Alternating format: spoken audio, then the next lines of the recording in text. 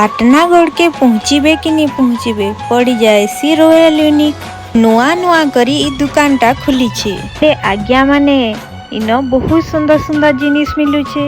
आज आरब लगी टिके शॉपिंग करा होछे। अरे अरे आपण माने कहा नहीं जानी क्या आगे परे रथ यात्रा आसुछे। बहुत सुंदर सुंदर ड्रेस सांगे सुंदर सुंदर साड़ी माने भी अच्छे। केबे गुटे आसी करी सियोर शॉपिंग करमी।